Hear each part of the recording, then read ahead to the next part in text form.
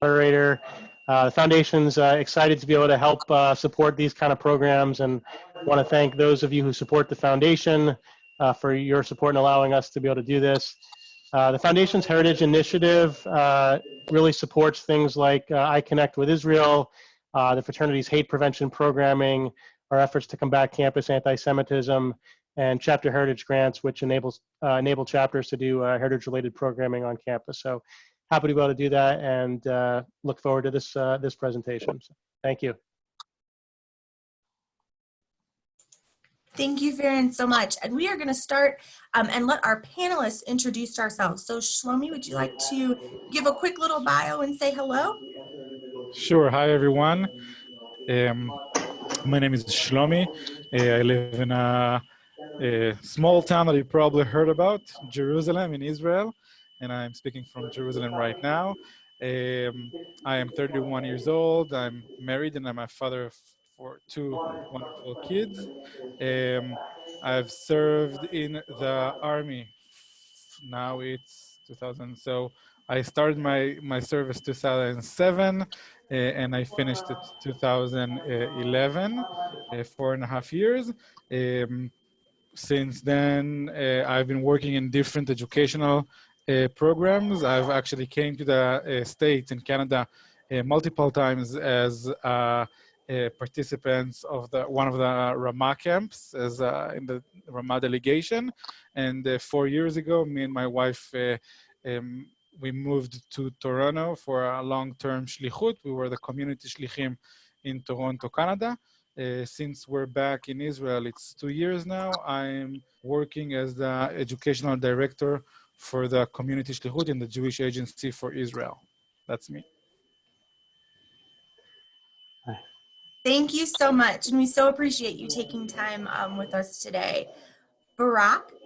Yeah, so I'm Barak, 37 years old, currently living in New York, where I was born and raised. I have Israeli parents. So as a child, we kind of moved a little bit back and forth, and then participated in Birthright as a freshman. I went to Binghamton University, which is where I was also in ZBT. I was the president of my chapter for 3 semesters. During college, I went down Birthright. I also studied abroad at Tel Aviv University for a year, and that's when I decided I wanted to take up residency in Tel Aviv. So came back to the States to graduate and bounced right back. Decided to volunteer for a full 3 years, even though at that point I was required only to do 6 months. Started out in Air Force Flight Academy. From there, I went to Special Forces. After an injury, I went out to officer school and I became a spokesman, which was a job that I did for the next 6 years. Served for a total of 8 years. Got out, and then I went into international business, doing international trade and finance, coming out of Israel and looking a lot at emerging markets. Went back to school to do a second master's. The first one I did during my military. The second one I did more recently through a joint program in between Tel Aviv University and Northwestern. And about a year and a half ago, unfortunate circumstances, my father got very ill and I decided to drop everything and come back to the States. He passed away, and today I work with my brother in the real estate company that our dad put together over the years. And that brings us to today. Thank you so much. And last but certainly not least, Laser, you want to give an introduction and then take it away? Sure. So my name is Laser Berman. Thank you to the foundation. Thank you to the fraternity. Nice to see some old friends and some new friends. I'm also coming to you from Jerusalem. I'm originally from Providence, Rhode Island. I was in Boston University, the new chapter. I served in the IDF in the Givati Brigade, and I was an officer. And I currently work for the IDF as a civilian for the general staff. So that's me. And let's get to our guests. And Shlomi, we're going to start with you. Can you tell us a bit about growing up in Israel? What was it like?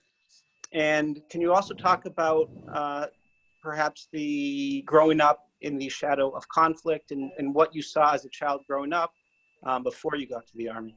Mm-hmm. I think it's a good question to start with. It's also a bit, it's a complicated question to say how I did grow up. I think if I need to think about it now, I grew up happily. I have, thank God, 2 parents, and I'm the oldest among 3 others siblings. I have 1 brother and 2 sisters. But when thinking about the second part of the question, about the part of growing up in an area of conflict. So I grew up in the south of Israel. My entire family lives in the south of Israel, very close to the border with Gaza relatively. Growing up, until the year of 2000, more or less, when the second Intifada broke, there was nothing special. We never, growing up as a kid, you don't really realize what does it mean. I mean, I grew up knowing that obviously we do have an army and it's mandatory, and one day I will probably draft to the IDF. But it's not something that I think that, was a burden on me growing up. But my full name is Shlomo, and I've been called Shlomo after my uncle, my mother's brother, who actually was killed in 1970 while serving in the IDF in the Suez Canal. So it is something that was very present in my family. My father was and still serving in reserve, but he was a combat officer in the Golani Brigade. And even now, when he is almost 60, he is still serving in reserve. And actually, until last week, he was in reserve, with all the coronavirus. So he's now serving in a different unit. But it is something that is very present, but it's not something that would, from my perspective, give me negative feeling about growing up in Israel.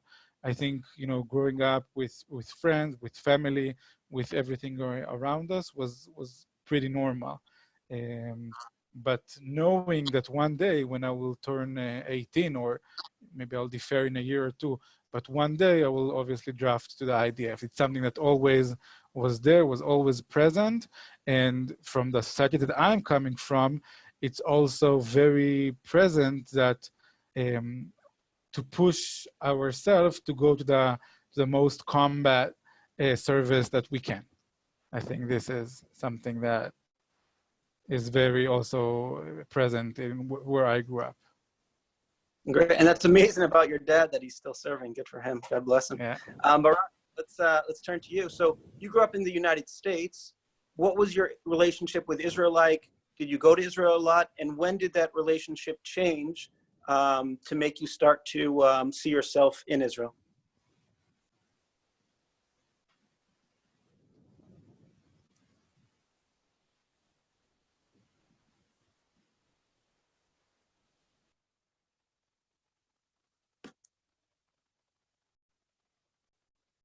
Aha, now do you hear me?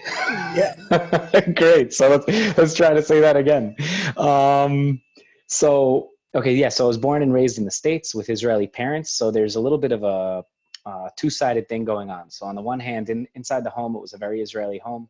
So much so that when friends would come over and we'd look for snacks, they didn't find anything that suited their palates. And also the same way when I was in public school trading lunch, people were trading their snacks and lunch. No one wanted my cucumbers or pickles. I guess that wasn't worth the Fritos and the Oreos. So it kind of had like this growing up of these two sides, where inside the home, it was very Israeli and we're not religious, but, we lit the candles on Shabbat and we observed the holidays and had a strong Jewish foundation at home. But outside the home, I went to public school. I was still involved in the Jewish community, but I was also growing up in Queens, New York. You had friends from just about every single walk of life, socioeconomically and culturally speaking. And I was involved in youth groups and this and that, but really a big milestone for me, despite the fact that we visited Israel a lot, and I even spent some years living there as a kid when my parents thought at one point that we were going to relocate back to Israel. For me, a personal turning stone was in 2001 as a college freshman in Binghamton, where I went on Birthright. Did that with a few people that I ended up actually joining ZBT with. So that was a good bonus along the way. But during that experience in Birthright, it opened up my eyes because it kind of changed how I saw Israel in terms of my relationship with Israel, that it kind of elevated it from this, visiting friends and family and hanging out on the beach for a week to something that has a lot more of a cultural and personal and and the heritage connection, because that trip really gave it to me. Because before that, I never did an organized tour. I mean, my trips really were a week or two of hanging out on the beach with my cousins. So that really changed everything for me. And then 2 years later, I decided to return to Israel as a study abroad student. And that's really where everything changed. I decided that Israel is where I wanted to make my home, and the way it relates with the military service, and this answers the question that Todd asked. There is compulsory military service in Israel still today. The years do go down a little bit as time goes on. I think now it's more or less, I think males serve for 2 years and 4 months, or 2 years and 6 months, and females still serve for 2 years. Whereas once it was traditionally 3 years for guys and 2 years for girls, unless, and this doesn't matter if you're a guy or girl, unless you did something extra, and then your service can take you on for longer, such as special forces, flight school, officer school, things like that. But for me, when I was going in, I decided that the best way for me to move to Israel, because that was my intention really, to move to Israel and to relocate, I wanted to kind of level my playing field with my Israeli colleagues, and no better way to do that than to spend 3 years in the IDF. So I volunteered for the full 3 years. Something I did with great pride, didn't know where it would take me, and it ended up taking me down an excellent path that continues to serve me till this day, and I continue to do reserves. I'm a major in reserves. I still fly back to Israel every few months, and some of those visits do include reserve duty. So yeah, I hope that answers that question. It sure does. All right, so Shlomi, let's talk about, you're getting to be I guess a junior or senior, 11th, 12th grade, and your mindset is going toward, you're actually going to go into the Army, and you're getting ready for that transition. So what were your feelings then? How did you prepare yourself from when it was really becoming a reality to when you went in? So usually in 11th grade, when you're about 17, you get what we call in Hebrew Tzav Rishon. That's the first order from the army, when you've been summoned to one of the bases that are in the cities. And then you have a few tests, and they're actually asking you, because we do have, even though it's mandatory, they do consider, or taking into the consideration, what you want to do in your army service. Even more than this, if you have to volunteer to be combat. Basically, the army cannot force you to be combat soldiers, so they are asking you, they are checking with you intelligent tests that they're making if you want to go to the intelligence corps or others. It is something that I think, really on the mind of the 17, 18 years old boys and girls in Israel.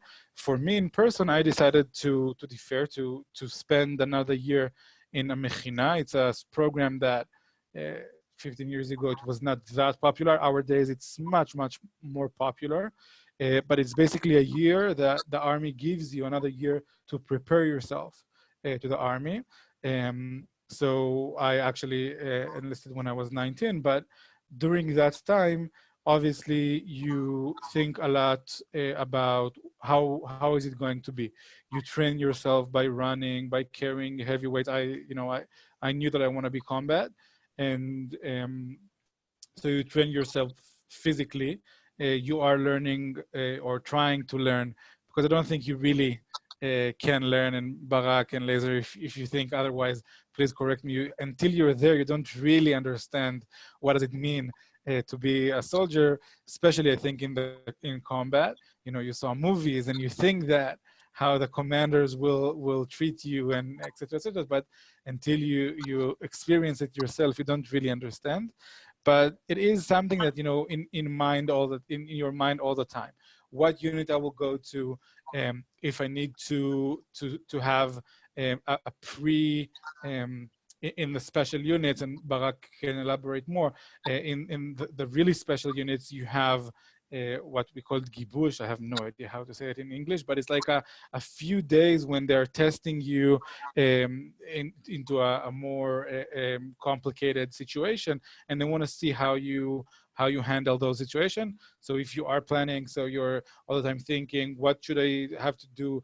Would I have to crawl, to run, to carry heavy weight? It is few years that that you are thinking about it, but overall, I think in our minds as Israelis, it's interesting when I met Canadians and Americans, mostly in Jewish education, but not only. Americans and Canadians are giving a lot of time and effort in their school, in high school. Israelis don't really care about it because we say, you know, we have the army and the army will change everything. Maybe I'll go be an officer and then I'll be in the army. And, you know, if I don't do well in my exams in high school, it doesn't matter. I have 2, 3, 4 years in the army and then I'll improve my scores and then I'll get to university. So it's less intense in high school, but then few years of army service that are very intense. This is, I think, one of the reasons why Israelis are just going after the army and they are travel the world just to feel that they are free. No rules, no one tells you what to do and how much time you're supposed to do it. But I think this is the pre-army thoughts and feelings of myself, at least. Great, thank you. And so Barak, what about you? You finally get on that flight that is gonna bring you to become an Israeli. From that time when you got off at Ben Gurion Airport to you're in the army, what was it like for you as an Ole?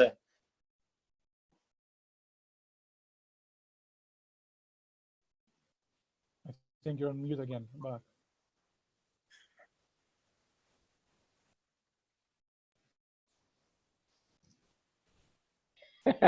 Guilty as charged. Sorry, guys.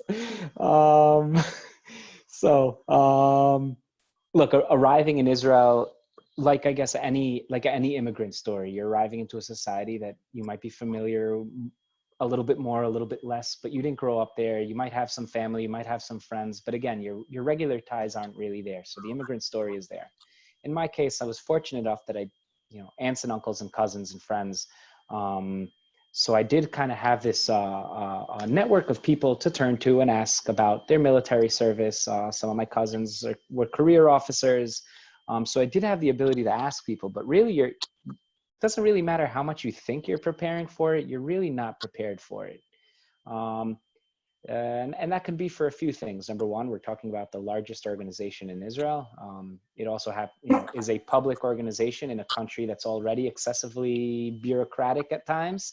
So you have you have this minefield that you need to navigate as an immigrant on the one hand, and as a potential recruit to the IDF on the other. That as an immigrant, the story is a little bit different, especially as an older immigrant. The story is a little bit different than the Israeli born and or raised who just gets that first order to show up when they're in the 10th or 11th grade. You typically take yourself down, or you wait until you hear from them. I took myself down, requested to begin the draft process and the testing. And really that's where you kind of begin to feel what it's like to be treated like a number. And the whole time, you're doing your best to stand out and to make sure that the recruiters see the best side of you, which isn't easy as an immigrant, because again, I don't have like local school records or things that make sense to them. Here I am trying to explain to, my 18, 19-year-old IDF recruiter who was born and raised in Israel about the significance of being a president in a college fraternity, and no, it's not exactly what you saw in the movies. Okay, so that's just something that we can relate to, I guess, in this forum, right here and there, right? So people are trying to use their background to make themselves seem more desirable in certain units, because ultimately there's what you want and there's what the military needs, and you're hoping that these two trajectories cross paths.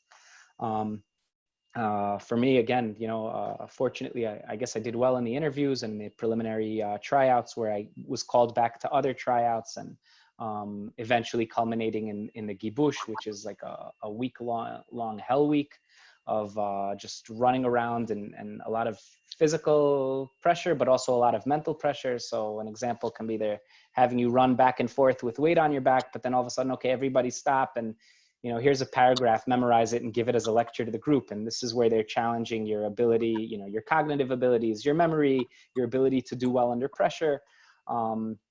So to do all that as an Israeli is tough enough. To do all that as an immigrant, you have the added externalities of a lack of support, a lack of, the comfort zone, a lack of a complete grasp on knowledge.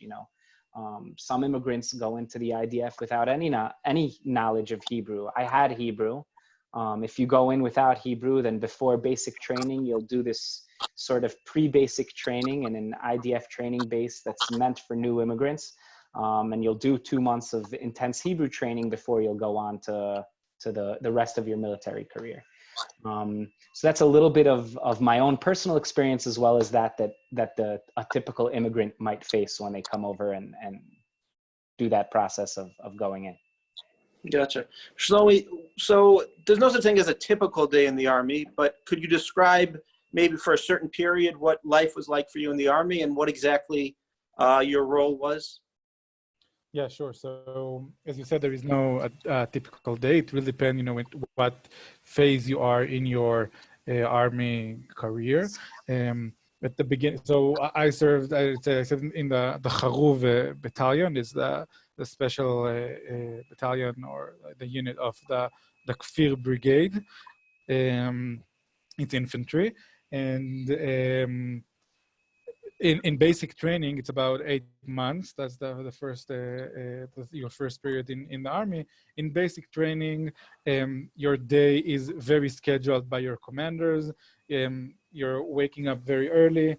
You need to ask permission for anything, to go to the washroom. You need to ask permission. You have a certain amount of minutes for anything that you want, and you need to ask permission. You learn the basic skills of how to shoot, how to read a map, how to walk many miles with heavy backpack, and you learn how to work and how to and what is the strategy of the IDF, because we do have of understanding of how the Israeli army, the fighting strategy, how it works. So you are practicing it on almost a daily basis in order for it to become your second nature. For me in person, after 8 months, my commanders, the entire basic training in my unit is 1 year, but after 8 months, my commanders decided to send me to commander's course. I spent 4 months in commander course, and then back to the basic training as a commander. Then again, after 8 months, I went to officer course. It was 2009. In 2009, one of the operations in Gaza broke, so it was in the middle of my officer course. So they stopped everything. They sent us to Gaza, back to the units, and then back those who were willing back to the officer course. But when you are, let's say, when you're already in your unit, it really depends in which area you are, because in the Israeli army, every 4 months they are changing your location. They don't want you to be so much time in one location, and for you to be just not paying attention anymore because you're too much used to this area. So in some areas you have the patrol that you need to and just you look at it as a mission. So you have your day is split up to missions. So let's say you need to guard on one of the communities around, or you need to take the patrol. Sometimes we do have small operations that are being brought to us from the intelligence corps. So they're telling us, for example, you need to go tonight to one of the cities and one of the villages and to do this and this. I myself, I was a commander of the patrol Machlaka, not company. Platoon, thank you. So so I was in charge. I actually had in my platoon, we had 5 Hummers, and this was the task, to use them in different ways and being useful to the company and to the battalion itself with our specialty. So there is no such thing, a typical day, but you do have in the army some things that are very in your schedule, that are all the time there. Every morning you need to clean your shoes and to make your bed, and there are certain events that are happening every day in the same time in order to feel in the army, but it's not that it's boring. you're all the time working, and depends on what unit you are. When I served in the combat part, then usually you're in base for about 2 weeks and then few days home. Great, thank you. So Barak, you went from pilots to spokesperson, everything in between. So do you want to give us a typical experience in one of those units? Yeah. So I'll give the difference between. So Shlomi touched upon what I guess a typical combat unit will look like, and I'll share with you guys a little bit about what a staff unit will look like. The IDF typically, like many militaries, divides its type of personnel in different ways. So one way to categorize it is a type of position. So there's combatants, there's combat support, and there's staff. So combatants is like Shlomi, infantry. It can be special forces, it can be pilots, it can be submarines, it can be tanks, it can be artillery. All the things that we typically think about when we hear military. Combat support will be people who also serve alongside the combatants, but they're not the combatants. So it can be when Shlomi needed to go get his gun fixed, he would go over to the armory and there was someone there that would fix it for him. That guy's considered combat support. So is the cook that would feed Shlomi's company. So is the driver that would move them from point A to point B. Those are all combat support positions. And then there's staff. Combat and combat support, they have more or less pretty similar experiences, different jobs, but similar experience in the sense that they're sleeping on a closed base. They get out once a week, every 2 weeks, once every 3 weeks for a few days. So in that respect, the experience will look more or less the same. For staff, it's different. Staff includes all the other positions that we think about in the Army that aren't necessarily frontline. So that can be the majority of your intelligence positions, a lot of your logistics, planning, personnel, and spokespeople, such as me. For staff, it's very different. Some staff people do sleep on base. It depends where your base is. Some people don't. So as a spokesman, in the earlier years where I was a spokesman at General Headquarters, responsible for the North American media, it was like a day job in the sense that I would sleep at home at night and I would come in the morning. Not very much like a day job because we still had 20-hour days. The days were still long and unforgiving.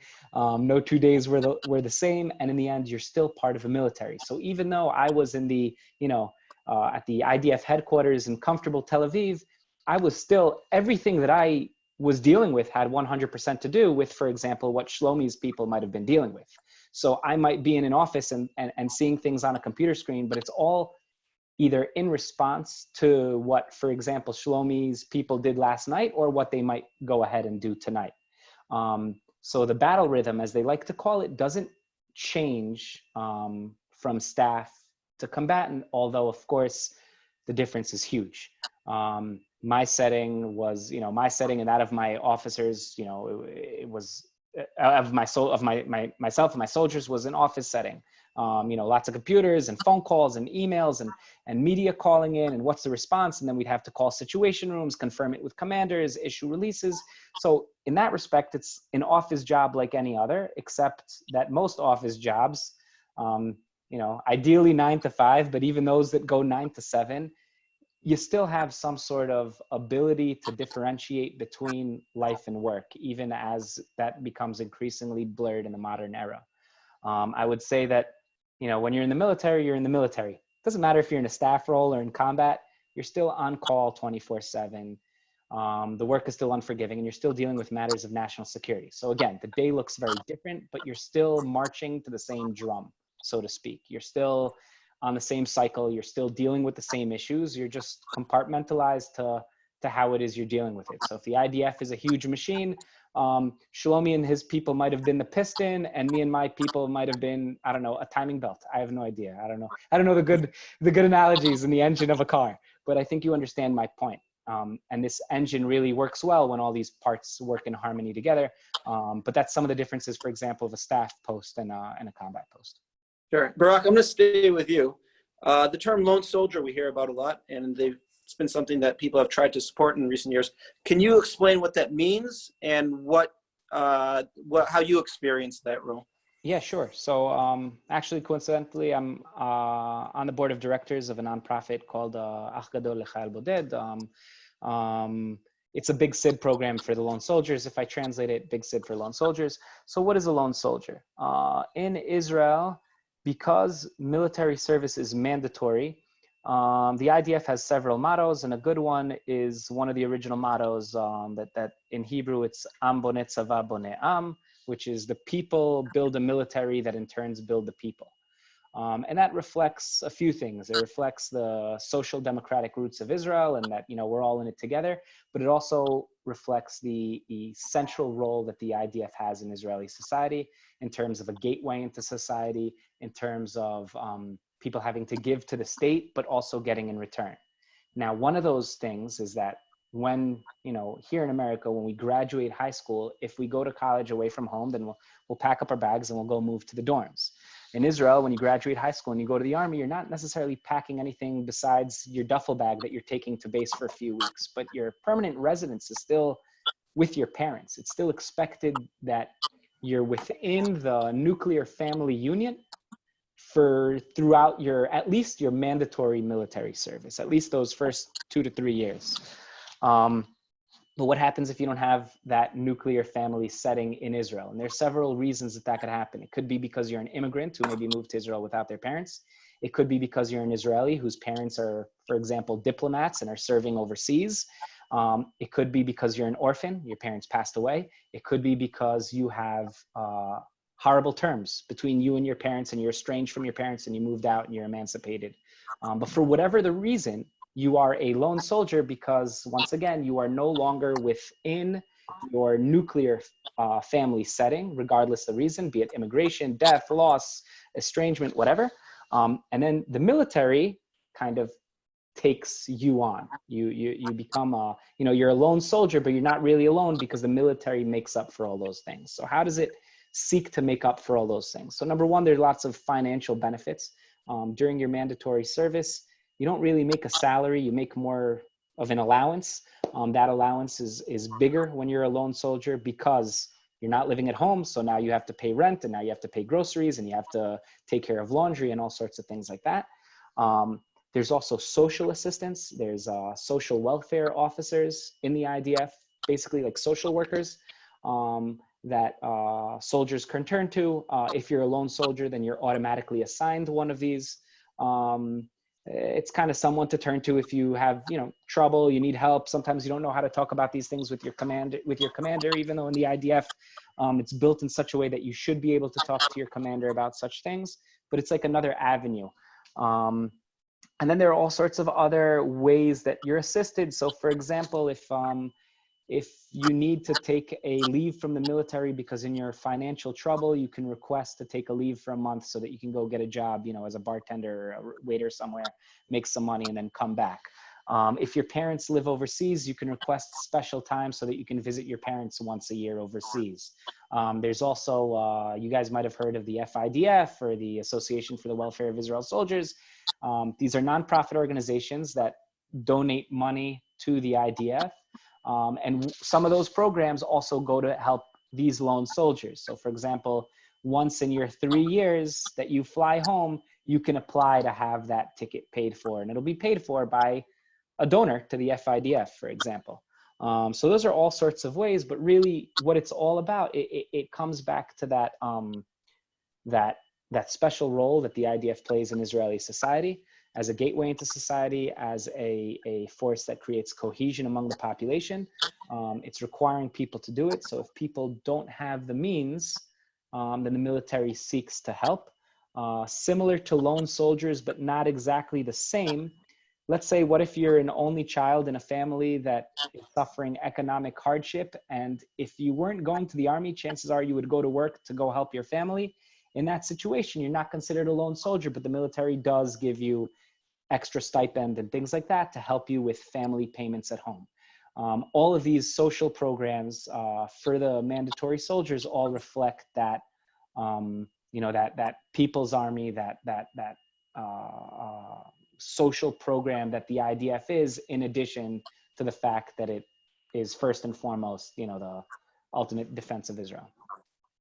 Great, thanks. Shlomi, let's come back to you.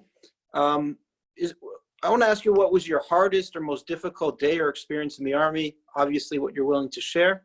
Would be grateful to hear. So, you know, when usually when things from your own personal history are when it's many years ago, you usually remember all the good things, and after a few years, you remember the army as, you know, was probably as a good experience. There are very challenging moments. I think that the hardest moments that was for me was in 2000 in my regular service, not as a reserve soldier. I think it was in 2009, the operation in Gaza. As I said, I was in a officer course, but when the operation broke and they started to actually have infantry in Gaza, they sent me back to my unit, and I was they brought me back to the company that I was supposed to be in without my soldier, and I just joined one of the platoons. And after a few days of fighting in this operation, the company commander got killed. I didn't really knew him. I was new to the company. I just came back from the officer course, but it was a very, very challenging moment because, you know, it is, in a way, you don't really understand what you are doing, and even when there is fighting, until they're telling you, you know, one of us is not coming back. He's not here anymore.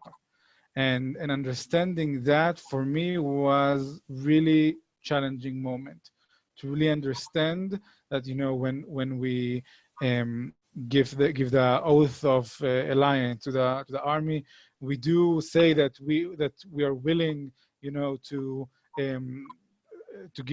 obey the orders and to devote all my energy and even to sacrifice my life. But until you face it, you don't really understand what can happen. And then I think what followed me to my entire time in the army was, and, you know, last week on Yom HaZikaron, I spoke about with my wife, you know, the thought that when I became a commander, I all the time told the commanders that were with me, you know, when you're an officer, you're commanding other commanders. I told them we should do everything that we can, in order that we need to stand in front of a parents and tell them we're sorry, but your son is not back. And in training, it doesn't matter when, even if we're just practicing and there's a drill or whatever, all the time keep in your mind that this is something that we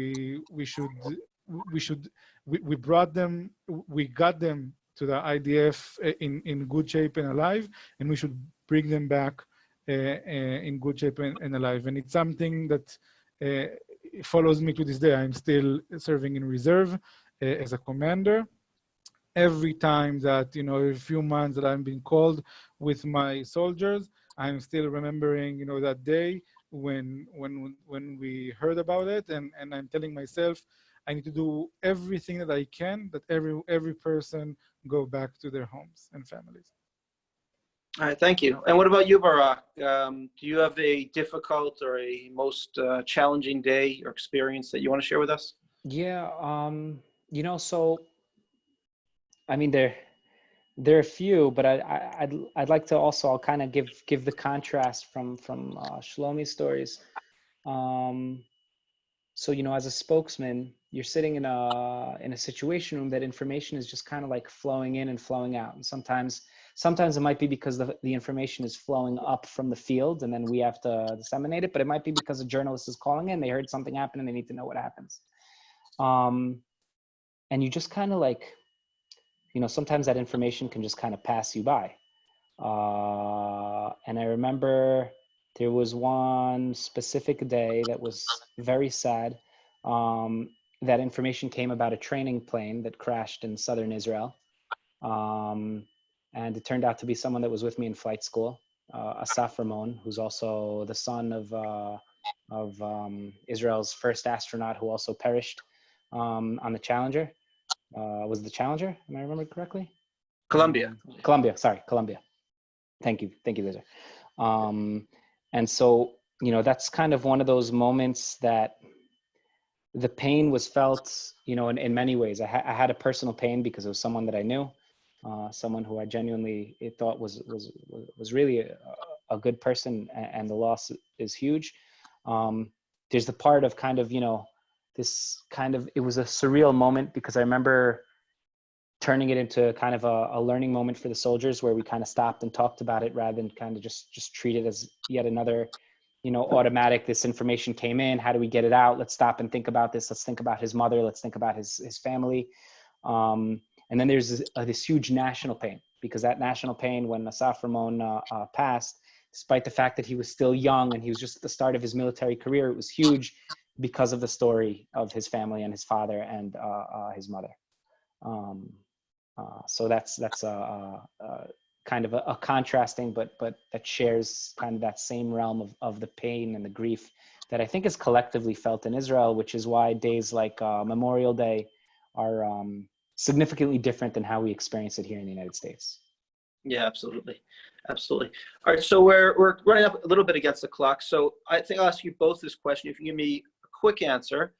Shlomi, you've worked with North Americans extensively in education as well. What do you think you would want North Americans to know about the IDF? What's your message to them? I think that, supporting, I think in a way what Barak said, that IDF is not only combat.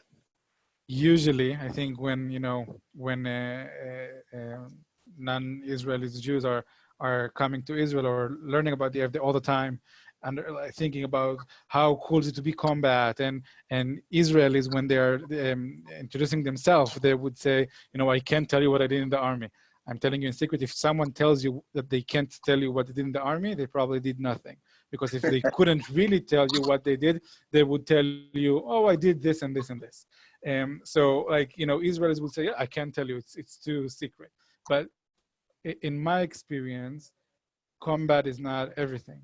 The combat could not do anything without people like Barak who served in spokesman, without what Barak said about that, those who cook, those who drive, and the educators. We have, an education unit in the IDF. Without those people, the army and the combat could not fight the fight. So I think that's something that I would love people to know. Great. And what about you, Barak? I mean, this is what you did professionally for a long time and still do. So what's your short message for North Americans about the IDF? There you go. As far as the misconceptions, I mean, yes. So there's what is the IDF as an organization? What does it mean to be a mandatory military, a conscription military that comes with all of the territory of some of the things that we discussed, such as the collective pain that felt, the angst of going in, the uncertainties, the sometimes disappointment of an 18-year-old that's might not be what they want to do with 3 years of their life. But the thing is that it's a mandatory organization that exists because of a very real threat.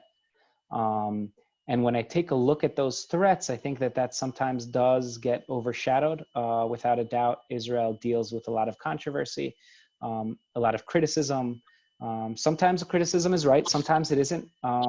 It's the nature of the world, right? We don't always agree 100% with all the things around us, and that's okay. I think that's also what makes Israel a great country, because it is a democracy and it also has those principles that we enjoy here in the United States. But one thing people oftentimes might forget is that the threats facing Israel are real. And it's easy to look for Israel being the strong one and Israel being the aggressor, and and Israel constantly facing all these weak underdogs, but that's hardly the case. We should be thankful that Israel is as strong as it is, because that strength is simply what allows Israel to continue to exist day by day. The motivation or the desire to eliminate Israel off the map hasn't disappeared from Hamas agenda, from Hezbollah agenda, from Iran agenda, and many other organizations around Israel that would like to, or states that want to see Israel gone. And so that's just something that we need to remember, that Israel has it was born into conflict, unfortunately. I think that I truly do believe that its hand has time and again been outstretched for peace. And I'm sure that if it presented itself as a true and viable option, that I think Israel would embrace it wholeheartedly. And I think those are some of the things that kind of overshadow, which does relate a little bit to also even what Shlomi was saying. When people think military, they right away think guns, they right away think explosions, they think war, they think destruction. Sometimes it can be a lot more than that. And in Israel, I think it certainly is a lot more than that. Great. So let's take it to the final question. We'll just do a quick answer for this one as well, and then we'll take it to the audience questions. So this year, Yom HaZikaron, Memorial Day, and Yom HaAtzmaut, Independence Day were very different. We couldn't go to the cemeteries. We couldn't gather as we usually do. So Shlomi, if you want to share something about what it was like this year in our unique situation, or just a general reflection about Memorial Day and Independence Day in Israel. It was obviously very, very different, very challenging to, those of us who are very used to a certain, can maybe even call it routine on this day. For me, every year, usually we're going to my commander's parents on this day, if we can, everyone from the platoon that can. It was very challenging, but, still that the fact that in all those challenging times, Israel do take this day. And I think with all the political conflicts and cultural and tradition, every conflict that you can think of that we have inside Israel, and we do have, still looking at this day as, as a holy day. It is a day when people really learn to appreciate what others gave us and gave us the right and the honor to remember them. And, my son is 4. We stood, when the siren was on, we stood in our balcony looking at one of the main roads in Jerusalem, Derech Hebron. And it just, it's amazing to see how everyone stops and stands and give respect to those who gave their life for us to live here. Great, thank you. And Barak, I'll give you the same question if you want to share something from this year or from past years about Independence Day or Memorial Day in Israel.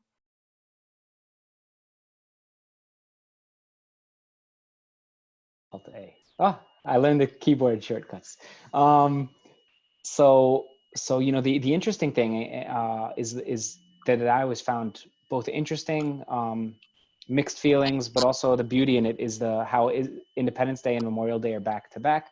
So Memorial Day is the 24 hours that precedes Independence Day, and one transitions directly into the other. So you can imagine the pain that is felt by those who are mourning. But I think that the beautiful side of that is how you remind yourself very quickly that their loss wasn't in vain, and that they did serve a higher purpose. And it's a way how right after, we bow our heads, remembering the loss, we also raise it in pride and thank them. And there's no better way to do that than to turn around and to celebrate Independence Day the following day. So for me, over the years, Memorial Day and Independence Day, that back-to-back has been very difficult. You spend, the Memorial Day visiting the families of people who have fallen. On the day of Memorial Day, there's ceremonies at every cemetery throughout Israel, where there's also, the military sections. A very somber day, a very sad day. And then in the evening, in what might conceptually seem impossible, but somehow it works, the country just turns around and turns into one big party for the next 24 hours. So it's, it's confusing and beautiful at the same time. Yes, it is. Well, this year we didn't get the party, but yeah, that's true. Okay, so thank you guys. Melissa, do you wanna handle any questions that might have been sent in to you? Absolutely. So we've had a few that we'll circle back just to see if anybody wants to add anything additionally. I know Barak was typing away, so thank you for that. But if anyone else does have questions, feel free to put them in the chat box. But the first question that I think is really timely. So just thoughts on what you've seen the Israeli response to COVID, and specifically the role that the IDF has played within that. Yeah. Shlomi, do you want to try a little bit? I can try, definitely. So I think it's fascinating what Barak shared about Am Bone Tzava Bone Am, the people who builds the army, who then builds the people. We can also see it here in the coronavirus situation.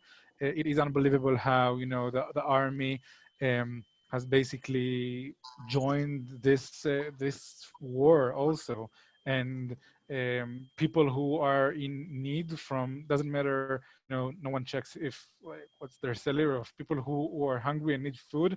The army is the organization that sends soldiers to give them food for a few days, and when we need to close the cities, and unfortunately in Israel we had to close few cities. Bnei Brak was the first one, who major few neighborhoods in Jerusalem, and now in the south we have two cities that are closed. The army is helping. Our soldiers had a long period when they were not out at home.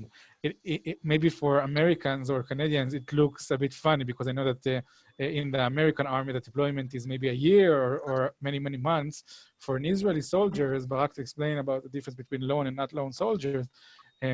To be a full month in the base where there is no real war, it's a long time. You used to go every 2-3 weeks, and those few days at home are in a way your fresh air. This is what gives you the power then to run, to crawl, to do everything what you do.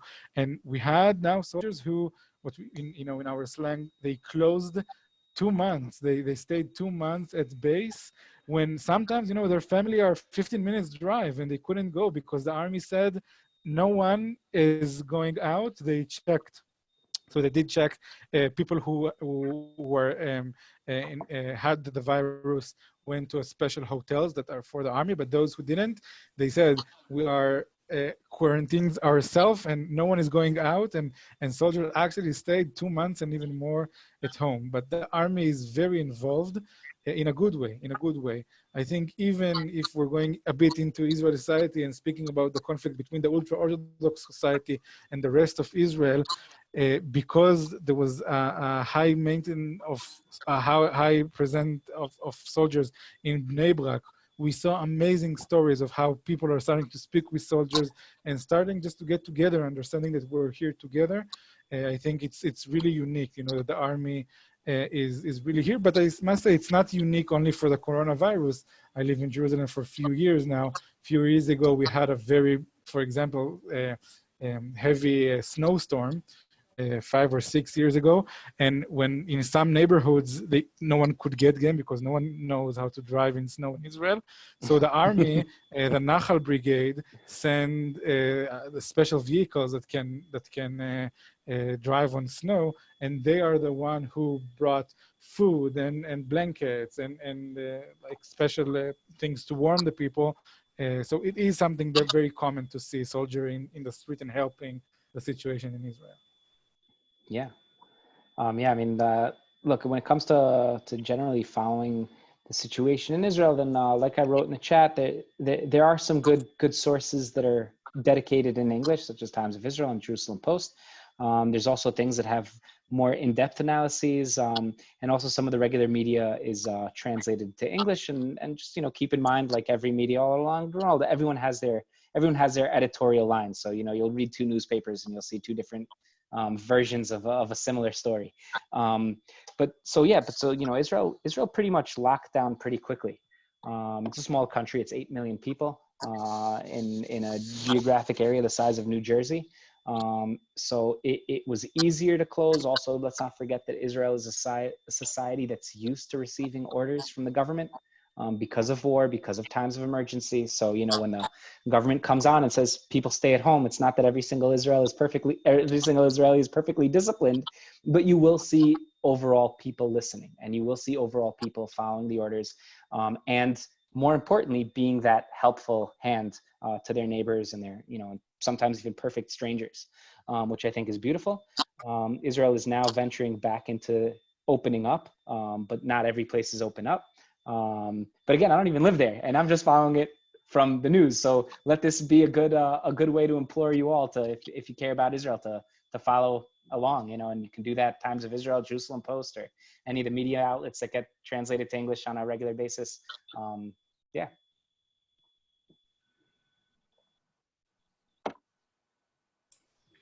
We'll do one more. So for Laser and Shlomi, living in Israel right now, how is the political climate?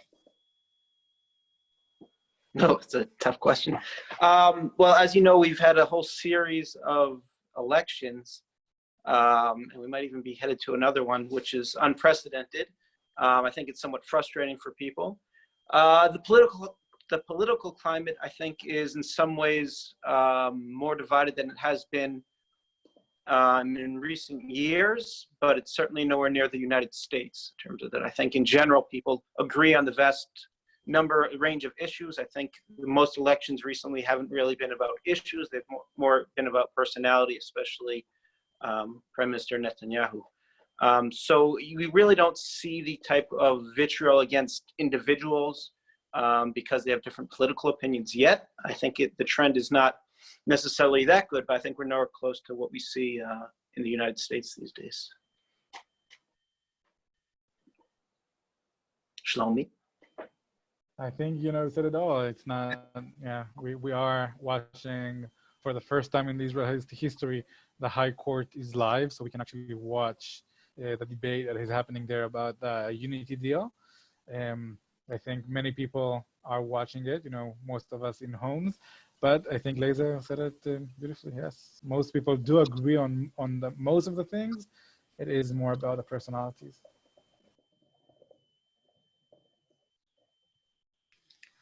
Thank you. I think we have hit all of the questions unless anyone else has something that they want to put in the chat box.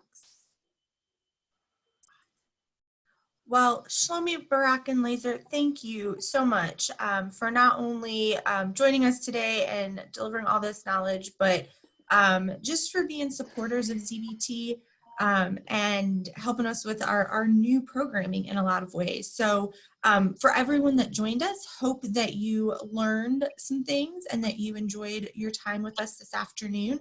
As a general reminder, ZBT from home, the May calendar is up. So if you go to zbt.org/events, you can see all of the different offerings that we have. And we try to, if they are specific to a certain audience, we let you know.